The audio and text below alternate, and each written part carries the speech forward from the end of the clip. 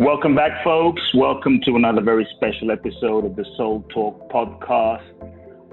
We've been having some amazing episodes recently, and again, a big thanks to all of your messages and emails and all of that good stuff. Just letting me know what you've been receiving from the SoulTalk podcast. Today is going to be another special episode. I'm really excited to interview my guest today. Haven't had the opportunity to meet him in person, but I feel like he is a soul brother. What I love about this man I'm about to introduce to you is he's no bullshit, tells it like it is, no nonsense.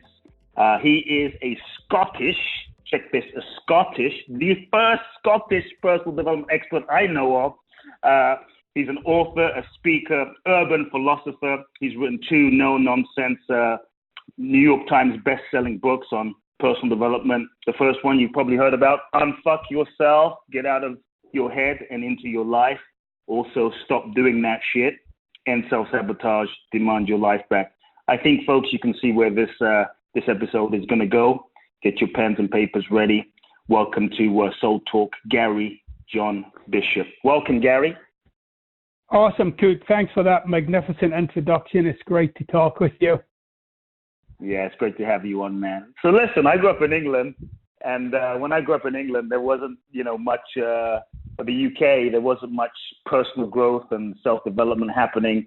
And so I'm curious, in terms of your journey, there might be some folks that don't know of your story, but I'm really curious of your journey because it felt like when you wrote your book, amazing title, came out of nowhere, boom, really resonated with people. I'm really curious in terms of just a bit about your journey and, from Scotland, how did your path begin in terms of seeking, in terms of personal growth and transformation? What was that journey? I'm always curious, was it your parents? Was there a specific event? What occurred to take you from Scotland to being a nationally, New York Times best-selling author? Give me a little bit of a synopsis. Yeah, so I actually left Scotland in 1994, so I've got one of these kind of hybrid transatlantic accents. Nice. But I actually left Scotland for different reasons. I left Scotland to pursue my career as a musician, and which was fine. I made 4 albums. I toured a bit. I didn't make any money, and nobody's ever heard of me. But it was a good life. I enjoyed it. And then probably about 13 years ago now, a relative of mine asked me if I would do a personal development workshop, which at the time just horrified me. I was just like, oh, come on, a workshop. I don't do workshops. So eventually I succumbed. I said, all right, I'll do it. And it was awesome. It was so eye-opening. It was not what I expected. I thought it would be a lot more kind of touchy-feely than it was. It was very confrontational. And it opened my eyes up to all my own machinery, all the ways that I had quite literally inhibited myself. And that kind of sent me off in a pathway. It was a real passion as it started to unfold. As the work was working on me, I started to share it with other people. And then I went into this really intensive training program to deliver and facilitate transformational workshops all over the world. And I did that for a number of years to thousands and thousands of people. And then about 5 years ago, I quit that. It was quite, I was a senior program director. There was a lot of responsibility. I wanted to do my own thing. And that's when I started to write. So by the time my first book came out, I was up to my eyeballs in personal growth and development. I had coached, probably 50,000 people by the time my first book came out. Whereas to a lot of people, it looks like I came out of nowhere. I had, in fact, been grinding it out and hustling and learning and, putting together my own kind of way of delivering some of this material. I'm curious, when you did this workshop for the first time, what was the biggest insight, the biggest breakthrough, the lesson that shifted? Because you went in a little skeptical, and what was that moment? Was there a specific moment where just a light bulb went off, something opened up? I'm curious about that. Yeah, there were a couple. So a big one for me was at the time, if you'd asked me how was my relationship with my mom, for instance, I would have said it was fine. I'd have just been like, it's fine. But the more that I dug into it, I started to realize that it was no coincidence that I lived 3,000 miles away from her.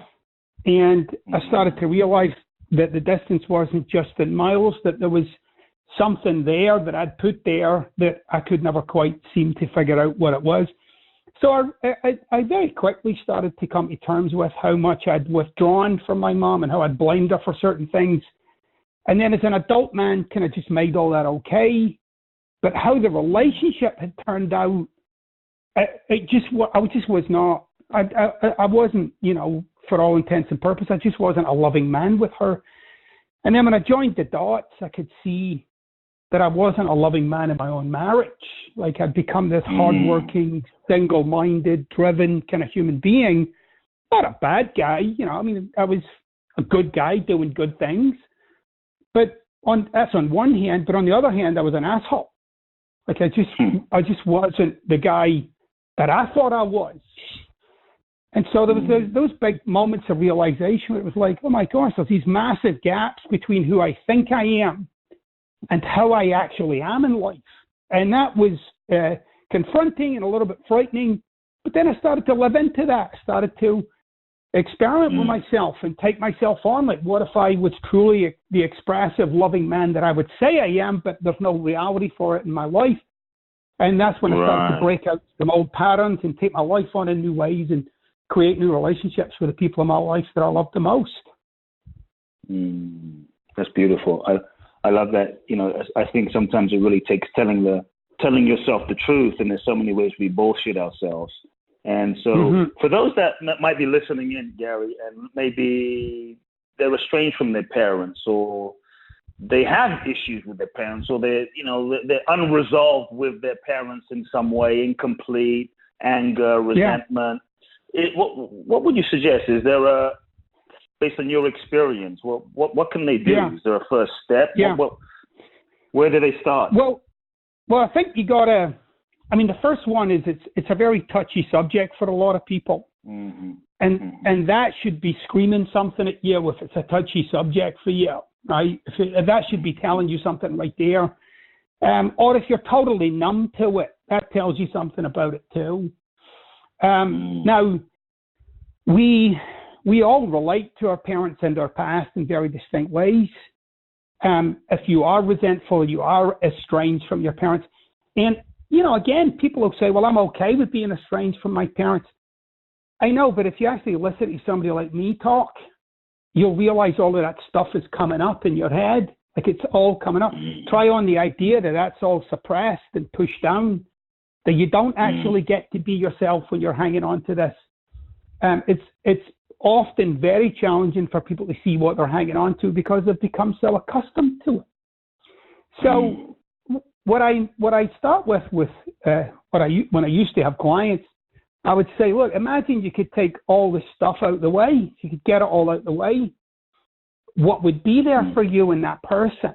Like, what would be there?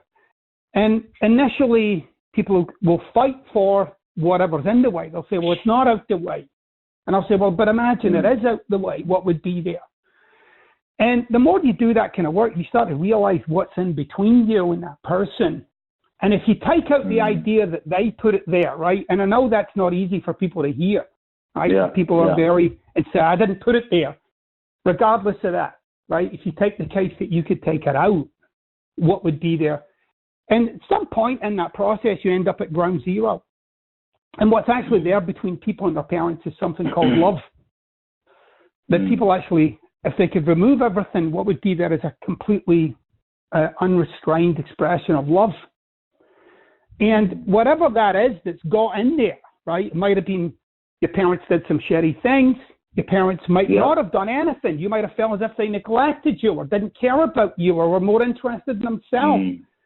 Whatever that thing might be, I would invite you to take on the idea that you are insistent that that thing remains.